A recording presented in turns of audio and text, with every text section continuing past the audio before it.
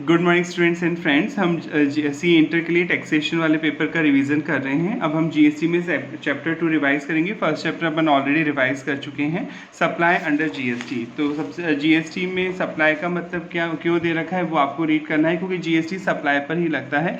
हर tax में एक taxable event होता है। टैक्सेबल इवेंट मतलब कोई भी ऐसा काम करना जिससे आपकी टैक्स लायबिलिटी अट्रैक्ट होती है, उसे टैक्सेबल इवेंट बोलते हैं। Taxable event is any transaction, कोई भी ट्रांजेक्शन हो सकता है, occurrence of that result in tax consequences, जिसके कारण आपको टैक्स देना पड़ सकता है। जैसे डायरेक्ट टैक्स की अगर आप बात करें इनकम टैक्स में, तो इनकम टैक्स में टैक्सेबल इवेंट क्या है? इनकम। अगर आप इनकम कमाएंगे तो आप टैक्स के लिए लायबल होंगे, अदरवाइज आप लायबल नहीं होंगे। तो जीएसटी में टैक्सेबल इवेंट सप्लाई है। अगर आप गुड्स और सर्विसेज की सप्लाई करते हैं या दोनों की सप्लाई करते हैं तो आपको जीएसटी देना होगा। अब हमें गुड्स की डेफिनेशन रिवाइज करनी है। गुड्स की डेफिनेशन इसलिए इंपॉर्टेंट है क्योंकि जीएसटी गुड्स और सर्विसेज पे लगता है। तो गुड्स का मतलब यहाँ पे मूवेबल प्रॉपर्टीज है। मूवेबल प्रॉपर्टी मतलब जिसे इजीली एक जगह से दूसरी जगह ट्रांसफर किया जा सकता है, जैसे machine, fridge, washing machine etcetera. यानी लैंड और जो बिल्डिंग है वो इमूवेबल प्रॉपर्टी है, और इमूवेबल प्रॉपर्टी पर कभी भी जीएसटी नहीं लगेगा। लैंड और बिल्डिंग पे नहीं लगता है जीएसटी, केवल मूवेबल प्रॉपर्टी पे लगेगा। अदर देन मनी, मनी का मतलब यहाँ पर लीगल टेंडर मनीज है जो एट प्रेजेंट चल रही है। जो नए नोट आपके पास में है और जो मेरे पास में वो मनी है, मनी पे कोई जीएसटी चार्ज नहीं होगा। हाँ, अगर आपके पास कोई पुराने सिक्के हैं, जो न्यूमिस्मेटिक वैल्यू जैसे आप बोलते हैं, पुराने सिक्के हैं, पुरानी करेंसी है जो बंद हो चुके हैं नोट मार्केट में या सिक्के, अगर आप उन्हें बेचने जाएंगे, उन्हें सप्लाई करेंगे तो आपको जीएसटी देना होगा। एंड सिक्योरिटीज़, यानी शेयर मार्केट को भी गुड्स नहीं माना गया। सिक्योरिटीज़ यानी शेयर, डिवेंचर, बॉन्ड, इन पर भी किसी तरह का जीएसटी चार्ज नहीं किया जाएगा। यानी गुड्स में सारी मूवेबल प्रॉपर्टी आ जाएंगी, पर मनी पे कोई जीएसटी नहीं लगेगा। मनी का मतलब करंट मनी से जो अभी चल रही है। Securities, share, debenture, bond, share market पे किसी तरह का जीएसटी चार्ज नहीं होगा। बट इंक्लूड एक्शनेबल क्लेम आ जाएगा। एक्शनेबल क्लेम मतलब unsecured debt. Unsecured debt actionable claim होते हैं। और अभी आप पढ़ेंगे लॉटरी, बैटिंग, गैम्बलिंग और ऑनलाइन गेमिंग जो आप कर रहे हैं, उन्हीं पर लगेगा जीएसटी एक्शनेबल क्लेम। सारे एक्शनेबल क्लेम जीएसटी के दायरे में नहीं आते हैं, केवल लॉटरी, बैटिंग, गैम्बलिंग, ठीक है, उन पर जीएसटी चार्ज होता है। ग्रोइंग क्रॉप्स, कोई खड़ी फसल जो है, grass, things attach to or forming part of land, जो कि ज़मीन से जुड़ी हुई है, पेड़ पौधे, grass etcetera, which are agreed to be serve, जिन्हें अलग किया जा सकता है बिफोर सप्लाई और under contract of supply, section 2 subsection 52। यानी जब तक पेड़ पौधे, खड़ी फसलें ज़मीन से जुड़ी हुई हैं तब तो वो इमूवेबल प्रॉपर्टी है, पर जब आप उन्हें सर्व कर देते हैं, अलग कर देते हैं बेचने से पहले, जैसे पेड़ ज़मीन से जुड़ा हुआ है, तब तक तो इमूवेबल प्रॉपर्टी है, उस पर नहीं लगेगा जीएसटी। पर जब उसे काट देते हैं और उस लॉट को बेचते हैं, लकड़ी के वुड के लॉट को, तो उस पर आपको जीएसटी देना होगा। सर्विस की डेफिनेशन भी दे रखी हुई। सर्विस का पे भी जीएसटी चार्ज होता है। तो service means anything other than goods, यानी गुड्स को छोड़कर सभी चीज़ें सर्विसेज होंगी। मनी पर कोई जीएसटी नहीं लगेगा। मनी को भी सर्विस नहीं माना गया है। मनी का मतलब है जो अभी एट प्रेजेंट चल रही है। अगर कोई पुराने सिक्के, करेंसी, नोट आपके पास में है जो बंद हो चुके हैं और आप उन्हें मार्केट में बेचते हैं, तो आपको जीएसटी देना होगा। सिक्योरिटीज, शेयर मार्केट पे किसी तरह का जीएसटी चार्ज नहीं होगा। शेयर, डिवेंचर, बॉन्ड पे किसी तरह का जीएसटी नहीं लगेगा। बट इंक्लूड्स, इसमें वो एक्टिविटी इंक्लूड होंगी, जैसे आपको डॉलर मिले हैं अपने फ्रेंड से, या अमेरिका से आपके किसी फ्रेंड ने डॉलर भेजे, तो डॉलर तो चलेंगे नहीं। अब आप उसे इंडिया में रुपए में कन्वर्ट करवाओगे, तो आप एक फॉर्म ऑफ करेंसी को दूसरी फॉर्म ऑफ करेंसी में कन्वर्ट करोगे, तो कहाँ जाओगे? बैंक के पास ही जाओगे। बैंक ही कन्वर्ट करेगा करेंसी को, तो बैंक आपसे कमीशन लेगा इस के बदले, तो उस कमीशन पे बैंक को जीएसटी देना होगा। वही लिखा हुआ है, any activity includes activity relating to the use of money को यूज करते हैं, और कन्वर्जन बाय कैश और by any other mode from one form currency और denomination to another form currency और डिनोमिनेशन में कन्वर्ट करता है bank for authorize dealer for which are separate concession charge. अगर वो आपसे सेपरेट कंसेशन ले रहा है बैंक, एक फॉर्म ऑफ करेंसी को दूसरी फॉर्म ऑफ करेंसी में बदलने के लिए, यानी डॉलर को रुपए में बदलने के लिए, रुपए को डॉलर बदलने के लिए, और वो सेपरेट कमीशन या कंसेशन आपसे चार्ज करता है, तो उस पर जीएसटी आपको देना होगा। अभी आपने पढ़ा था कि शेयर मार्केट पे तो किसी तरह का जीएसटी नहीं लगेगा, पर जो ब्रोकर होते हैं, जो फैसिलिटेट करते हैं, अरेंजमेंट करते हैं, जो बायर सेलर को मिलाते हैं, तो ब्रोकर का काम होता है ब्रोकरेज देना, तो ब्रोकरेज पे तो जीएसटी देना होगा आपको। It is clarified that expression service include facilitating arranging transaction security. अगर आप किसी तरह की फैसिलिटेट करते हैं, अरेंज करते हैं ट्रांजेक्शन्स को, यानी ब्रोकरेज की बात हो रही है, तो जो ब्रोकर होते हैं शेयर मार्केट में, वो जो आपसे कमीशन ब्रोकरेज देते हैं, उस पर उन्हें जीएसटी देना होता है। ऑल्दो शेयर बेचने खरीदने पे जो आप पैसा देते हैं, उस पर कोई जीएसटी चार्ज नहीं होता है। फैमिली की डेफिनेशन पढ़ना इससे इंपॉर्टेंट है क्योंकि आप रिलेटिव पर्सन की डेफिनेशन पढ़ेंगे। अभी फैमिली में जो आते हैं वो आपके रिलेटेड होते हैं, तो इनके लिए जीएसटी में वैल्यू निकालने के अलग फॉर्मूले बताए गए हैं अगर रिलेटेड पार्टी के बीच ट्रांजेक्शन होता है। इससे फैमिली की डेफिनेशन दे रखी है। फैमिली का मतलब होता है स्पाउस जीवन साथी से, बच्चे आ जाएंगे चिल्ड्रन। स्पाउस और बच्चे डिपेंडेंट भी हो सकते हैं और इंडिपेंडेंट भी हो सकते हैं, पर parents, grand parents, brother sister तभी आएंगे फैमिली की डेफिनेशन में इफ दे आर होली और mainly dependent on the person, section 2 subsection 49। Consideration की डेफिनेशन से दे रखी है कि अगर आप कोई चीज़ सप्लाई कर रहे हैं, जैसे मैं ये पेन आपको बेच रहा हूँ 10 रुपये में, तो 10 रुपये मेरे लिए कंसिडरेशन है समथिंग इन रिटर्न, तो कंसिडरेशन होगा तभी तो जीएसटी लगेगा। फ्री में अगर आप कोई चीज़ सप्लाई करेंगे, किसी को फ्री में देंगे तो जीएसटी नहीं लगेगा। ऑल्दो शेड्यूल 1 अभी आप पढ़ेंगे, शेड्यूल 1 या स्केड्यूल 1 बनाया गया है जीएसटी में, जिनमें कुछ एक्टिविटीज़ के नाम है, 4 एक्टिविटीज़ डिफाइन की गई हैं। अगर वो काम फ्री में भी करेंगे तो भी जीएसटी देना होगा। बाकी 99% केसेस में जीएसटी तभी देना होगा जब आप कंसिडरेशन चार्ज करेंगे। कंसिडरेशन मनी में भी हो सकता है और काइंड में भी हो सकता है। In relation to supply of goods और service of both include any payment made, या तो आप पेमेंट कर चुके हैं और टू बी मेड या करेंगे, वेदर इन मनी, या तो मनी फॉर्म में देंगे, अदरवाइज एनी काइंड में भी दे सकते हैं। इन रिस्पेक्ट ऑफ और इन रिस्पॉन्स टू और for inducement of the supply of goods और सर्विस आपने लिया है, और बोथ वेदर बाय रेसिपिएंट, या तो बायर दे सकता है, रेसिपिएंट मतलब बायर, और बाय एनी अदर पर्सन, या बायर के बिहाफ पे कोई भी दे सकता है, पापा मम्मी दोस्त भाई बहन कोई भी दे सकता है पेमेंट तो, but shall not include any subsidy given by central state government. पर अगर कोई सब्सिडी मिलती है आपको सरकार से, चाहे राज्य सरकार हो चाहे केंद्र सरकार, उसे कंसिडरेशन का पार्ट नहीं माना जाएगा। यानी गवर्नमेंट से जो सब्सिडी मिलती है, अनुदान राशि मिलती है, सहायता राशि मिलती है, उस पर किसी तरह का जीएसटी नहीं लगेगा।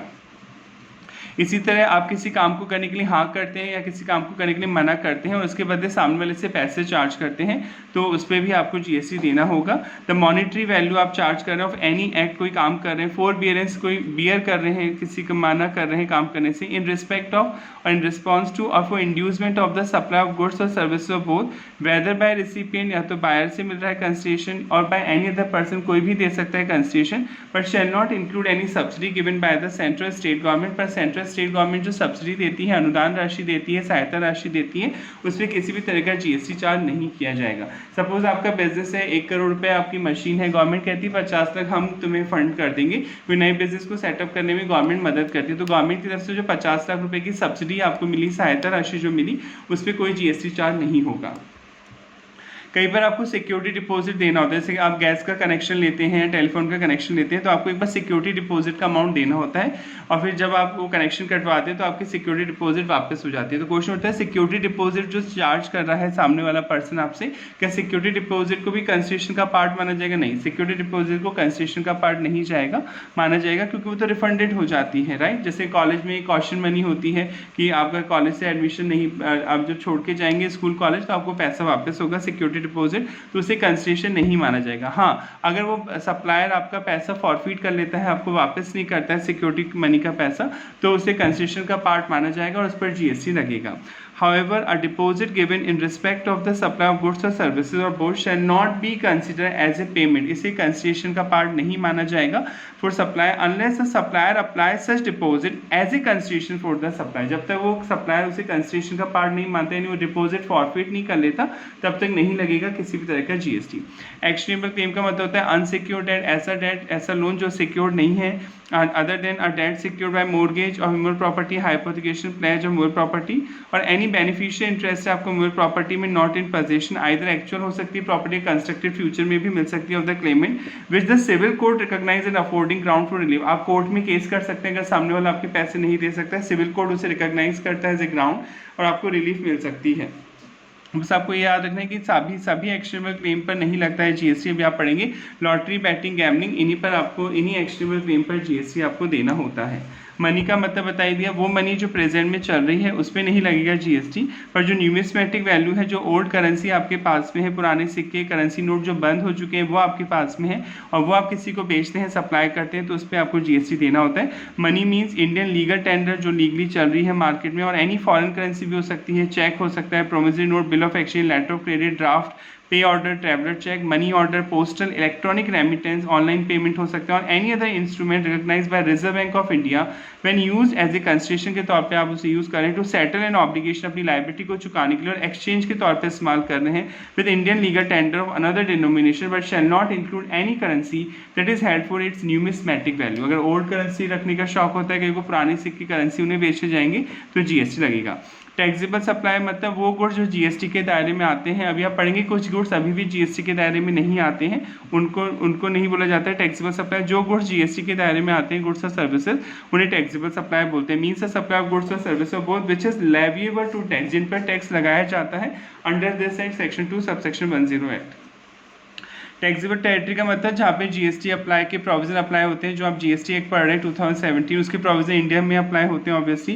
तो टैक्सेबल टेरिटरी तो जीएसटी में इंडिया को टैक्सेबल टेरिटरी बोला जाता है। Means the territory to which the provision this act apply section 2 subsection 109। Non taxable territory, India से बाहर का पार्ट जो बच गया, वहाँ पे इंडियन जीएसटी एक्ट थोड़ी अप्लाई होगा अमेरिका में, तो उसे नॉन टैक्सेबल टेरिटरी बोलेंगे।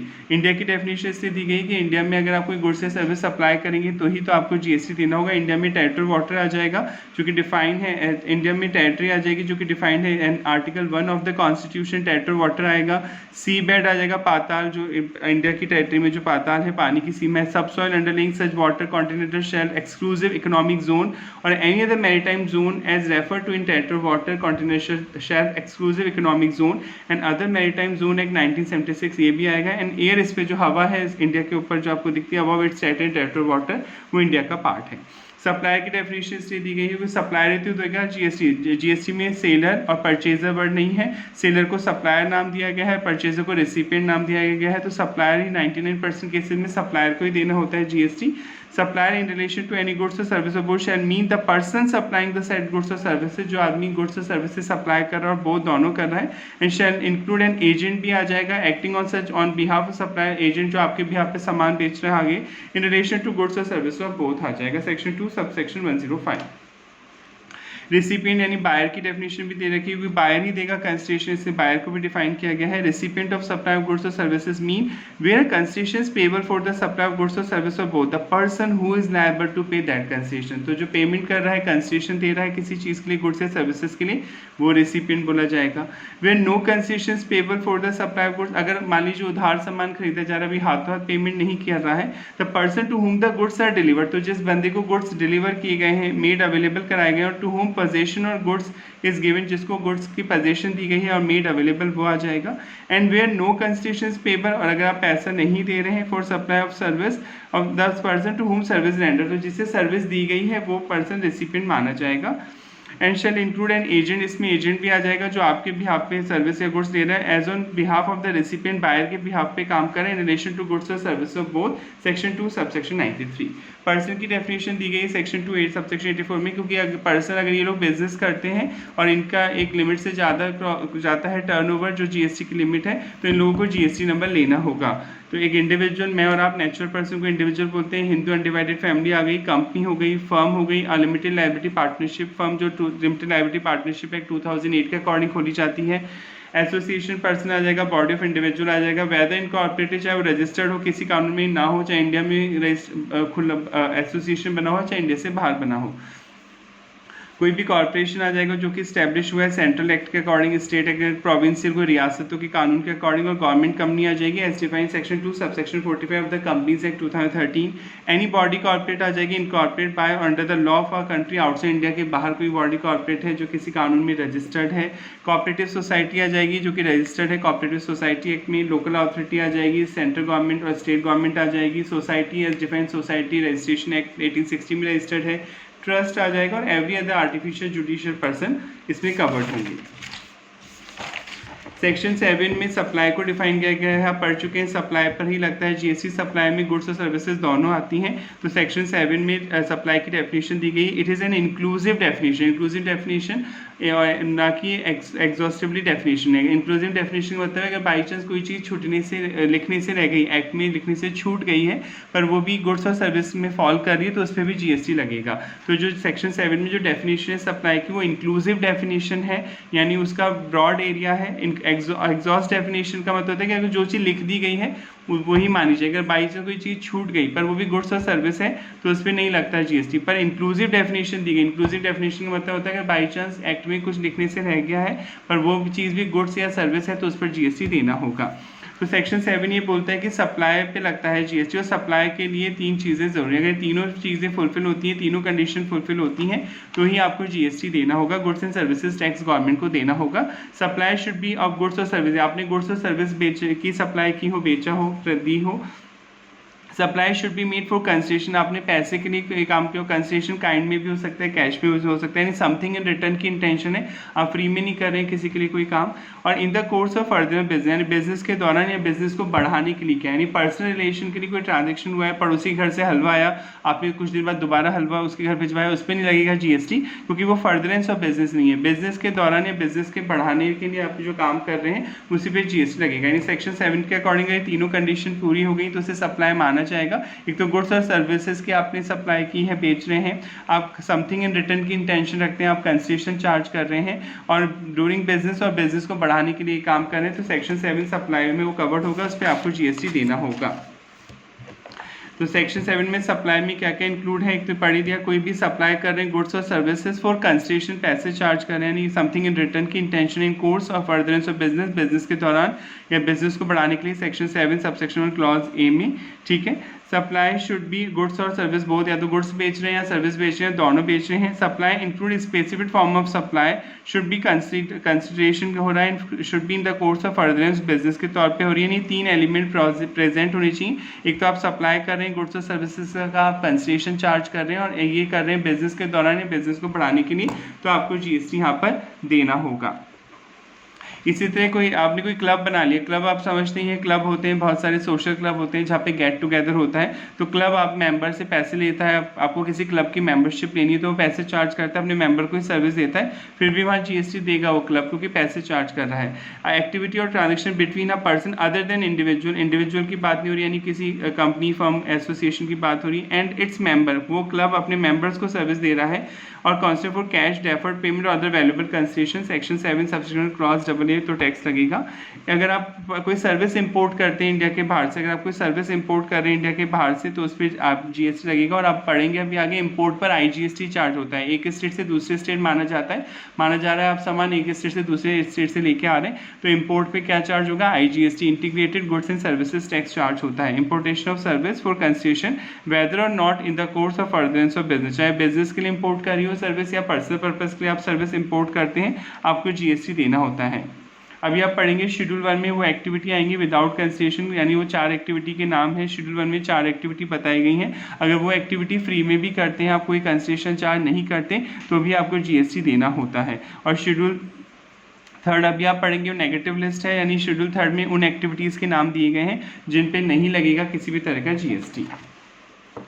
Supply should be of goods और सर्विस और बोथ आप पढ़ चुके सेक्शन 7 के अकॉर्डिंग, जो गुड्स अगर और सर्विस अगर आप बेचते हैं दोनों देते हैं तो ही आपको जीएसटी देना होगा। एनीथिंग अदर देन गुड्स और सर्विस के अलावा जैसे मनी सिक्योरिटीज़ पे किसी तरह का जीएसटी नहीं लगेगा, और मनी मतलब current money.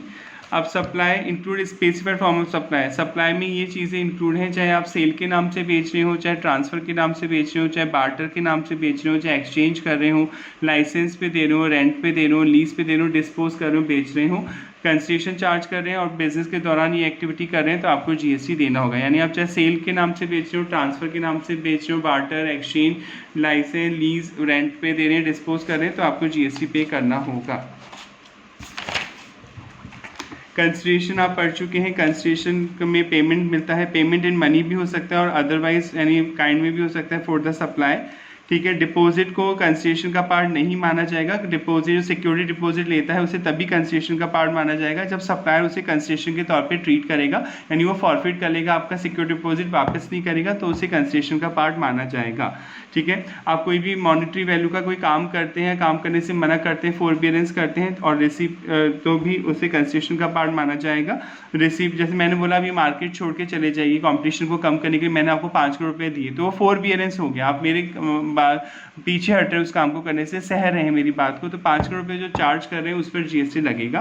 Bye recipient concession, recipient भी दे सकता है, कोई और आदमी भी दे सकता है। और आप पढ़ चुके हैं कि सेंट्रल गवर्नमेंट स्टेट गवर्नमेंट से जो सब्सिडी मिलती है, जो सहायता राशि मिलती है सेंट्रल गवर्नमेंट स्टेट गवर्नमेंट से, उस पर कोई जीएसटी नहीं लगेगा। हाँ, सेंट्रल गवर्नमेंट स्टेट गवर्नमेंट के अलावा कोई और बंदा आपको सहायता राशि देता है, सब्सिडी देता है, तो उस पर जीएसटी चार्ज किया जाएगा।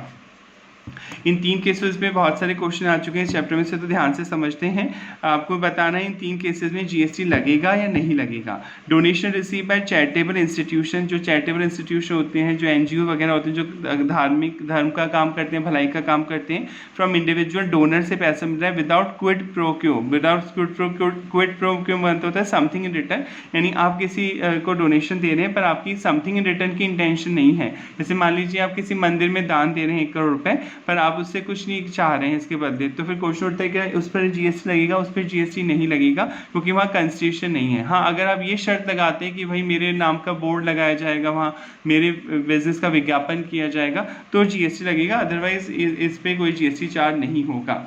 When the name of the donor is displayed in recipient institution premise in such manner, आपका नाम इस तरीके से लगाया जाता है, which can be said to be an expression of gratitude, आपको धन्यवाद के तौर पे, and public recognition donor act of philanthropy, आप दान के तौर पे दे रहे हैं पैसा, and is not aimed at giving publicity to the donor, आप publicity के तौर पे नहीं हो रहा है, in such manner that it would be an advertising or promotion of his business, आप किसी भी तरह का अपना एडवर्टाइजमेंट प्रमोशन नहीं कर रहे हैं बिजनेस का, then it can be said there is no supply of service or for the payment in form of donation, इस पे सप्लाई नहीं माना जाएगा। In other word there is no obligation quid pro quo, with something return की intention नहीं है इसमें, on part of the recipient, मंदिर पर, जो मंदिर ले रहा है पैसे आपसे, ऑफ द डोनेशन और gift to do anything supply service, therefore there is no GST liability on such payment. पर अगर आप कंडीशन लगाते कि नहीं मेरे बिजनेस का विज्ञापन करना होगा तभी मैं दान दूंगा, तो उस पर जीएसटी लग जाएगा।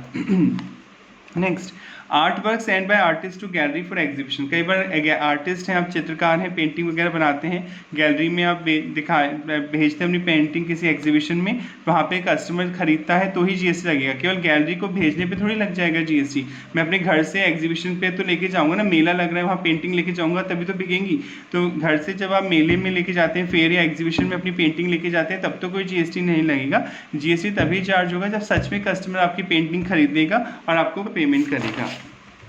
तो ये लिखा हुआ है साफ साफ, and art work send by artist to the gallery for exhibition not a supply, supply नहीं माना जाएगा। As no concession flow from gallery to the artist, को गैलरी वाला थोड़ी पेमेंट करता है आर्टिस्ट को। It is only when a buyer, supply तभी माना जाएगा when a buyer select a particular art work, जब बायर आपकी पेंटिंग को सेलेक्ट कर लेगा, डिस्प्ले एट द गैलरी में जो लगी हुई है, that the actual supply take place and applicable GST would be payable at the time of supply, और उसी टाइम जीएसटी चार्ज किया जाएगा। थर्ड कंडीशन है यहाँ पर, थर्ड पॉइंट है, no claim bonus offered by insurance company to be insured. No claim bonus, कई बार इंश्योरेंस प्रीमियम आप समझते हैं, आप हेल्थ पॉलिसी लेते हैं और मान लीजिए 10,000 आपका प्रीमियम जाता है, ठीक है। तो आप मान लीजिए हेल्थ पॉलिसी में क्या होता है, जब आप बीमार पड़ते हैं, एडमिट होते हैं, तो इंश्योरेंस कंपनी पैसा देती है। पर आप मान लीजिए बीमार ही नहीं पड़े पूरे साल, तो नेक्स्ट ईयर भी आपको हेल्थ पॉलिसी प्रीमियम देना है 10,000 रुपये, पर आपने लास्ट ईयर कोई क्लेम नहीं किया था, जब आप बीमार ही नहीं पड़े तो क्लेम नहीं किया था, तो इंश्योरेंस कंपनी आपको 10% डिस्काउंट दे रही है प्रीमियम पे, कम कर दिया प्रीमियम 1,000 रुपये, अब 9,000 रुपये ही आपसे चार्ज कर रही है वो। तो ये 1,000 रुपये वो आपको डिस्काउंट क्यों दे रही है? नो क्लेम बोनस, आपको एक तरह से फ़ायदा हो गया ना, बोनस दे रही है कि आपको इस बार प्रीमियम 10,000 ना देके 9,000 ही देना है। तो क्वेश्चन उठता है क्या 1,000 रुपये पे जीएसटी लगेगा क्या? कि 1,000 रुपये का फ़ायदा पहुँचाया है कस्टमर को ने, आपको 1,000 रुपये आप उसे फ़ायदा पहुँचा रहे हैं, एक तरह से कंसेशन चार्ज कर रहा है वो। क्वेश्चन उठता है कस्टमर आपसे पैसे कम करवा रहा है, तो क्या 1,000 रुपये पे नो क्लेम बोनस पे भी जीएसटी लगेगा? नहीं, ये कोई कंसेशन नहीं है, इस पर कोई जीएसटी चार्ज नहीं किया जाएगा। It is therefore clarified that there is no supply, को सप्लाई थोड़ी कस्टमर आपके लिए कोई सर्विस थोड़ी दे रहा है आपको कि भैया मैं ठीक है एडमिट ही नहीं हूँगा तो इससे मुझे डिस्काउंट देना, वो तो नहीं हुआ admit by chance. Provided by the insure to the insurance company in form of agreeing to the obligation to refrain from act of lodging insurance claim during the previous year, and no claim bonus NCB can not be considered, concession से concession नहीं माना जाएगा for any supply provided by insure to the insurance company. यानी जो insured है, मतलब जो person है जिसने पॉलिसी ली, वो कोई तरह का जीएसटी नहीं देगा। इन कोर्स ऑफ फर्दर बिजनेस, अभी आपने पढ़ा कि सप्लाई सेक्शन 7 के अकॉर्डिंग 3 कंडीशन पूरी होने पर ही जीएसटी लगेगा। एक तो गुड्स और सर्विसेज आपने बेची हूँ, आपने कंसेशन चार्ज किया और ये ड्यूरिंग द बिजनेस या तो बिजनेस के दौरान या बिजनेस को बढ़ाने के लिए हो, ये लिखा हुआ है। GST is essentially a tax only on commercial transaction पे लगता है, बिजनेस ट्रांजेक्शन पे लगता है। Hence only those supply that are in the course या तो बिजनेस के दौरान और फर्दर बिजनेस या बिजनेस को बढ़ाने के लिए हो रही है एज ए क्वालिटी सप्लाई माना जाएगा अंडर जीएसटी में। अब बिजनेस किसे माना जा रहा है, तो टैक्स वालों ने आपको समझाया कि ये एक्टिविटी बिजनेस मानी जाएंगी। कोई भी ट्रेड करते हैं, कोई कॉमर्स मैन्युफैक्चर एक्टिविटी करते हैं, professional, even if there is no pecuniary benefit, भले आपकी प्रॉफिट कमाने की इंटेंशन नहीं है, फिर भी आप कोई बिजनेस कर रहे हैं तो जीएसटी देना होगा। जैसे मैं पेन बना रहा हूँ, 10 रुपये का बना रहा हूँ, 10 में बेच रहा हूँ, तो प्रॉफिट नहीं हो रहा, फिर भी मैं सप्लाई तो कर रहा हूँ, तो जीएसटी तो यहाँ चार्ज होगा। एनी एक्टिविटी इंसिडेंटल जो कि ज़रूरी है, एंसिलरी जो एक्स्ट्रा है करने के लिए, any activity of the same nature even if no volume और क्वांटिटी, यानी आप साल में एक दिन ही सामान बेचते हैं या बार बार बेचते हैं, उससे कोई मतलब नहीं है टैक्स में बोला, चाहे वॉल्यूम द क्वांटिटी, आप चाहे एक क्वांटिटी बेचें चाहे 1000 क्वांटिटी बेचें, कंटिन्यूटी चाहे आप एक दिन सप्लाई करें सामान या हर दिन बेचें, अगर वो बिजनेस कर रहे हैं तो आपको जीएसटी देना होगा। सप्लाई कर रहे हैं, एक्विजिशन खरीद रहे हैं, गुड्स इंक्लूडिंग कैपिटल गुड्स यानी मशीनरी वगैरह, कैपिटल गुड्स बोलते हैं और अकाउंट्स में कैपिटल एसेट बोलते हैं अपन सर्विसेज को। In connection with commencement, business को खोलने के दौरान, बिजनेस को बंद करने के दौरान जो आप एसेट बेचते खरीदते हैं उन पर भी जीएसटी लगेगा। Provision facility by club association, आप किसी क्लब की मेंबरशिप लेते हैं, जिम की मेंबरशिप लेते हैं तो मेंबर से पैसे चार्ज करता है, वहाँ पे भी जीएसटी लगेगा। आप किसी मूवी हॉल में जाते हैं, किसी प्रीमाइसी म्यूजियम वगैरह में जाते हैं, वहाँ आपको एडमिशन के लिए एंटर होने के लिए कंसेशन देना होता है, मूवी टिकट वगैरह खरीदना होता है, किसी प्रीमाइसिस में एंटर होना है, टिकट है तो भी जीएसटी लगेगा। आप इस सर्विस एज ए होल्डर, आप किसी ऑफिस को होल्ड करते हैं, एक्सेप्ट करते हैं इन the course of further business और ट्रेड, बिजनेस के दौरान या ट्रेड प्रोफेशन के दौरान। जैसे आप सीए हैं, आप किसी कंपनी से टाइप कर लेते हैं कि आप महीने में 2 दिन जाएंगे और वो आपको 2 लाख रुपए देगी, तो वहाँ पे आप किसी ऑफिस में होल्ड कर रहे हैं कोई पोजीशन, आप इंडिपेंडेंट बेसिस पे जा रहे हैं, एम्प्लॉय तो नहीं है, आप इंडिपेंडेंट बेसिस पे अपने प्रोफेशनल के तौर पे पैसे चार्ज कर रहे हैं, वो सर्विस मानी जाएगी, वहाँ पे जीएसटी लगेगा। इसी तरह कोई रेस क्लब वगैरह है जहाँ पे हॉर्स रेस वगैरह होती है, तो वो टोटल सेटर जो होता है, जो आपसे पैसे चार्ज करता है बिड के, उस पर उसको जीएसटी देना होगा। ऐसी कोई भी एक्टिविटी जो government, local authority, public authority के तौर पे करती है, गवर्नमेंट को भी देना होगा जीएसटी अगर वो बिजनेस कर रही है तो।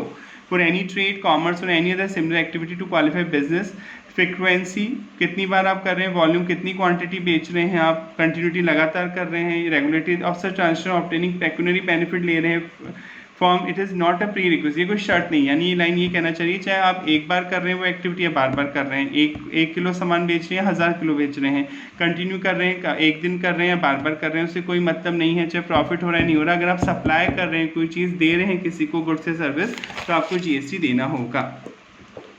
Importation of service for consideration whether not in the course of further business, अभी पढ़ा था आपने, अगर कोई सर्विस आप इंपोर्ट कर रही हैं, एक्सेप्शन है, वैसे तो आपने पढ़ा कि सेक्शन 7 के अकॉर्डिंग सब गुड्स या सर्विस आप सप्लाई कर रहे हैं, कंसिडरेशन चार्ज कर रहे हैं और बिजनेस के दौरान या बिजनेस को बढ़ाने में कर रहे हैं कोई काम, तो ही जीएसटी देना होगा। पर ये एक्सेप्शन है, अगर आप इंडिया के बाहर से कोई सर्विस इंपोर्ट कर रहे हैं, चाहे बिजनेस पर्पज के लिए कर रहे हैं चाहे पर्सनल पर्पज के लिए कर रहे हैं, आपको जीएसटी देना होगा। यानी गवर्नमेंट नहीं चाहती है बाहर से सर्विस इंपोर्ट करें, पर अगर आप बाहर से सर्विस इंपोर्ट कर रहे हैं, चाहे बिजनेस पर्पज के लिए कर रहे हैं चाहे पर्सनल पर्पज के लिए कर रहे हैं, आपको जीएसटी देना होगा। The importation of service for a concession, ठीक है, कंसेशन दे रहे हैं वेदर और not in course of further business, भले आप बिजनेस के लिए इंपोर्ट कर रहे हैं या पर्सनल पर्पज के लिए इंपोर्ट कर रहे हैं, आपको जीएसटी देना होगा। फिर नेक्स्ट है activity without consider deemed supply schedule 1, अभी आपने पढ़ा था शेड्यूल 1 अपन पढ़ेंगे। शेड्यूल 1 में उन एक्टिविटीज़ के नाम है कि अगर आप ये काम फ्री में भी कर रहे हैं तो भी आपको जीएसटी देना होगा। पहला पॉइंट है परमानेंट ट्रांसफर कर रहे हैं, बेच रहे हैं, डिस्पोजल बेच रहे हैं, बिजनेस एसेट, अगर आप कोई बिजनेस एसेट बिजनेस की जिसको आपने बिजनेस के लिए खरीदा था और खरीदने पे इनपुट टैक्स दिया था, खरीदने पे जो टैक्स देते हैं इनपुट टैक्स होता है और बेचने पे जो कस्टमर से कलेक्ट करते हैं वो आउटपुट टैक्स होता है, आउटपुट में से आप इनपुट को सेट ऑफ कराते हैं और नेट अमाउंट ही आप गवर्नमेंट को पे करते हैं, आप पढ़ चुके हैं। तो फिर अगर आपने इनपुट टैक्स का क्रेडिट ले लिया था उस एसेट पे, तो गवर्नमेंट कहती है वो उस एसेट को अगर आप परमानेंट किसी को दे रहे हैं तो फिर आपको जीएसटी पे करना होगा। Following condition must be satisfied, there must be disposal, आपने बेचा है, ट्रांसफर किया है बिजनेस एसेट को, transfer disposal must be permanent, आपने परमानेंटली वो चीज़ किसी को दी है। आईटीसी, आप इनपुट टैक्स का क्रेडिट ले चुके हैं, मस्ट हैव बीन अवेल ले चुके हैं ऑन द बिजनेस एसेट्स पर, तो आपको जीएसटी देना होगा। पर अगर आपने क्रेडिट नहीं लिया था या गवर्नमेंट ने मना कर रखा था, कुछ असेट्स हैं, अभी आप पढ़ेंगे कुछ असेट और सर्विसेज जिन पे आप इनपुट टैक्स का क्रेडिट नहीं ले सकते, तो ये रूल नहीं लगेगा, फिर आपको कोई जीएसटी नहीं देना होगा। Permanent transfer disposal following business asset without concession, free में भी दे रहे, will not be covered with in this para, schedule 1 में कवर्ड नहीं होगी, और जब शेड्यूल 1 में कवर्ड नहीं होगी तो ये सप्लाई नहीं माना जाएगा, मतलब इन केसेस में नहीं देना होगा GST. Business asset on which ITC is block, जिस पे आप इनपुट टैक्स का क्रेडिट ले ही नहीं सकते थे और नॉट अवेल नहीं लिया under GST. Business asset though eligible for ITC, आप इनपुट टैक्स का क्रेडिट ले सकते थे, but ITC has not been avail, पर अभी तक आपने इनपुट टैक्स का क्रेडिट नहीं लिया था। तो अगर आपने इनपुट टैक्स का क्रेडिट नहीं लिया है किसी असेट पे, तब तो आप फ्री में किसी को दे सकते हैं, कोई जीएसटी नहीं लगेगा। पर अगर किसी बिजनेस असेट पे आप इनपुट टैक्स का क्रेडिट ले चुके हैं और आप उसे फ्री में दे रहे हैं किसी को, तो आपको उस पर जीएसटी देना होगा। अब कितना देना होगा ये आप आगे पढ़ेंगे। दूसरा point, supply between related person, अगर आप रिलेटेड पर्सन को दे रहे हैं अपने और डिस्टिंक्ट पर्सन को दे रहे हैं, पैरा 2 ऑफ शेड्यूल 1। अब सर ये रिलेटेड पर्सन कौन होता है? रिलेटेड पर्सन को डिफाइन किया गया है, अगर ये रिलेशन है आपस में तो आप भले आप एक दूसरे को फ्री में भी दे रहे हैं कोई चीज़, फिर भी आपको जीएसटी देना होगा। रिलेटेड पर्सन की डेफिनेशन एक्सप्रेशन टू सेक्शन 15 के एक्सप्रेशन में डिफाइन की गई है। रिलेटेड पर्सन पहला पॉइंट है, such person officer director of one other business, यानी मैं आपके बिजनेस में डायरेक्टर हूँ या आप मेरे बिजनेस में ऑफिसर हैं, बायर सेलर एक दूसरे के बिजनेस में ऑफिसर डायरेक्टर की पोजीशन होल्ड करते हैं, तो माना जाएगा वो रिलेटेड है, और भले वो फ्री में सप्लाई करें एक दूसरे को, जीएसटी देना होगा। सच पर्सन है लीगली रिकॉग्नाइज पार्टनर, आप एक दूसरे के बिजनेस में पार्टनर हैं तो भी जीएसटी लगेगा, भले आप फ्री में दे रहे हैं। जब फ्री में देंगे तभी शेड्यूल 1 अप्लाई होगा, अगर आप पैसे देके बेच रहे हैं कोई चीज़ किसी को, तब तो कोई दिक्कत ही नहीं है। सच पर्सन है एम्प्लॉयर एम्प्लॉय, अगर एम्प्लॉयर एम्प्लॉय का रिलेशन है तो भी रिलेटेड पर्सन माना जाएगा। कोई थर्ड पर्सन यानी कोई कॉमन शेयर होल्डर है जिसके पास बायर कंपनी के और सेलर कंपनी के कम से कम 25% से ज़्यादा के वोटिंग राइट यानी इक्विटी शेयर है, एक कॉमन शेयर होल्डर है बायर और सेलर के बीच में। अ थर्ड पर्सन यानी कॉमन शेयर होल्डर है, कंट्रोल करता है, ओन करता है, होल्ड करता है directly indirectly more than 25% voting stock और share of both of them. तो कॉमन शेयर होल्डर है जिसके पास मोर देन 25% वोटिंग राइट वाले इक्विटी शेयर है बायर और सेलर दोनों के। One of them control directly indirectly by other, मतलब बायर और सेलर पे कोई थर्ड पर्सन कंट्रोल करता है, यानी बायर कंपनी और सेलर कंपनी अगर कंपनी है तो मोर देन 50% शेयर अगर आप खरीद लेते हैं तो कंट्रोल हो जाएगा। तो कोई कॉमन शेयर होल्डर है, कोई कॉमन पर्सन है जो दोनों पे कंट्रोल करता है। अ third person control directly indirectly both of them, या बायर और सेलर दोनों मिलकर किसी थर्ड पर्सन पे कंट्रोल करते हैं। Such person together control directly indirectly अ थर्ड पर्सन, या कोई बायर सेलर को कोई थर्ड पर्सन कंट्रोल करता है। Such person are member of the same family, अगर आप सेम फैमिली के मेंबर हो, फैमिली की डेफिनेशन पहले आ चुकी है। फैमिली की डेफिनेशन में एक तो स्पाउस आएंगे, बच्चे आएंगे, और मम्मी पापा दादा दादी भाई बहन तभी आएंगे जब पूरी तरह से वो आप पे डिपेंड करती हूँ। या one of them is sole agent, आपका वो एजेंट है, सोल एजेंट मतलब वो आपके ही सामान बेचता है, सोल डिस्ट्रीब्यूटर है, सोल कंसेशनरी है ऑफ द अदर। तो अगर आप रिलेटेड पर्सन है और फ्री में भी एक दूसरे को सामान बेच दे रहे हैं तो उसे सप्लाई माना जाएगा, उस पर जीएसटी लगेगा। अब किस वैल्यू पे लगेगा वो हम आगे सीखेंगे। Distinct person section 25, distinct person आप पढ़ चुके हैं। जीएसटी में सेपरेट रजिस्ट्रेशन का कॉन्सेप्ट होता है। अगर आपका राजस्थान में बिजनेस है, आपका यूपी में बिजनेस है, हरियाणा में बिजनेस है, तो तीनों स्टेट में आपको जीएसटी नंबर अलग अलग लेना होगा, ठीक है। जीएसटी में सेपरेट रजिस्ट्रेशन का कॉन्सेप्ट है। सेम स्टेट में तो आपके पास चॉइस होती है, जैसे आपके राजस्थान में 2 शहरों में बिजनेस है तो आप एक ही जीएसटी नंबर से काम चला सकते हैं, पर अगर आपके डिफरेंट स्टेट में बिजनेस है तो आपको जीएसटी नंबर कंपलसरी सेपरेट लेना होगा, यानी हरियाणा में जीएसटी नंबर अलग होगा, आपका राजस्थान में अलग होगा, पंजाब में अलग होगा। जितने भी स्टेट में आपका चलता है बिजनेस, यूनियन टेरिटरी में चलता है, आपको सेपरेट रजिस्ट्रेशन नंबर लेना होगा। सेम स्टेट में चॉइस होती है, आप सेपरेट नंबर लें या ना लें। Under GST law supplier is required to obtain state wide registration लेना होता है। He has to obtain registration every state और union territory from where he make a taxable supply provided his aggregate turnover जो है exceed a specified threshold limit.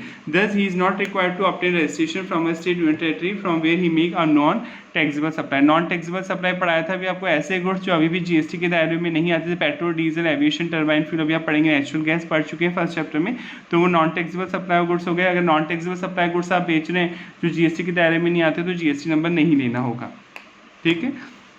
The establishment of a person with separate registration whether within the same state में लेते हैं और different state में लेते हैं, considers distinct person, उन्हें डिस्टिंक्ट ट्रीट किया जाएगा। यानी राजस्थान से अगर कोई सामान आप एमपी वाली ब्रांच को भेज रहे हैं तो आपके पास 2 रजिस्ट्रेशन नंबर होंगे, राजस्थान का अलग और एमपी का अलग, तो भले आप अपनी ही ब्रांच को भेज रहे हैं, अपने ही आदमी को भेज रहे हैं, तब भी इस पर जीएसटी आपको देना होगा, ठीक है। जैसे मान लीजिए आप मान लेते हैं राजस्थान में लिकर बेचते हैं, शराब, तो शराब पे तो जीएसटी लगता ही नहीं, तो आपके पास जीएसटी नंबर है ही नहीं राजस्थान में। MP में आप कपड़े बेच रहे हैं, कपड़े पे GST नंबर है। अब आप MP से कुछ कपड़ा राजस्थान को भेज रहे हैं तो क्या GST लगेगा? सर यहाँ तो GST नंबर ले ही नहीं रखा राजस्थान की ब्रांच ने, फिर भी लगेगा। अगर भले ही दूसरे स्टेट में जो ब्रांच है, जो ऑफिस है, भले उसके पास GST नंबर नहीं है, पर GST में उसे सेपरेट ट्रीट किया जाएगा, माना जाएगा आप डिफरेंट आदमी को बेच रहे हैं सामान और आपको GST देना होगा। ठीक है, यहाँ तक आई गया होगा समझ में आपको। अगर आप स्टॉक ट्रांसफ़र करें तो भले आप स्टॉक ट्रांसफ़र करेंगे, सेम स्टेट में भेज रहे हैं स्टॉक जिसके पास सेपरेट नंबर नहीं है, तब तो नहीं लगेगा GST। मान लीजिए एक स्टेट में ए शहर है, जैसे महाराष्ट्र में पुणे है और मुंबई आप सामान भेज रहे हैं, पुणे से मुंबई सामान भेज रहे हैं, तो एक ही स्टेट में तो जा रहा है तो GST नहीं लगेगा। पर मान लीजिए स्टेट चेंज हो रहा है, आप पुणे से गुजरात सूरत सामान भेज रहे हैं, तो सूरत तो गुजरात में आता है, पुणे महाराष्ट्र में आता है, तो स्टेट चेंज हो गया तो कॉमन से सेपरेट GST नंबर होगा, तो यहाँ पे GST लगेगा। तो भले आप स्टॉक ट्रांसफ़र करें, ब्रांच ट्रांसफ़र करें, अगर डिफरेंट उसको भेज रहे हैं ब्रांच को जिसके पास डिफरेंट GST नंबर है तो आपको GST देना होगा, भले आप अपनी ब्रांच को भेज रहे हैं तब भी। तो इसमें ये लिखा हुआ है whether the establishment have the same pan, एक पैन नंबर तो होना ही चाहिए, पैन नंबर लेना के होगा तभी GST नंबर मिलेगा। Whether separate registration have been obtain for 2 place of business within same state, अगर आपने सेम स्टेट में ही 2 नंबर ले रखे हैं, एक है नो नहीं ले रखे, तो आपको नहीं देना होगा GST स्टॉक ट्रांसफ़र। पर अगर सेम स्टेट में ही आपने 2 नंबर ले रखे, यानी 2 शहरों में बिजनेस है सेम स्टेट में और आपने दोनों शहरों में GST नंबर ले रखा है, वैसे तो ऐसा कोई करता नहीं है, सेम स्टेट में तो ऑप्शन होता है एक ही नंबर से काम चला सकते हैं, पर मान लीजिए आपने 2 नंबर ले रखे हैं तो फिर आप दूसरी ब्रांच को भेजेंगे सेम स्टेट में भी, तो भी क्या लगेगा? GST लगेगा। आई होप समझ में आ गया। डिस्टिंक्ट पर्सन मतलब GST में सेपरेट रजिस्ट्रेशन का कॉन्सेप्ट है। अगर आपकी दूसरे स्टेट में ब्रांच है तो आपको डिफरेंट GST नंबर लेना ही होगा, और जब आप अपनी ब्रांच को सामान भेजेंगे, अब वो आपको सामान भेजेंगे तो उस पर GST चार्ज होगा। सेम स्टेट में तो चॉइस है आपके पास, आप एक GST नंबर से भी काम चला सकते हैं और एक से ज़्यादा GST नंबर भी ले सकते हैं। आई होप यहाँ तक समझ में आ गया होगा। नेक्स्ट क्लास में मिलते हैं। Thank you so much.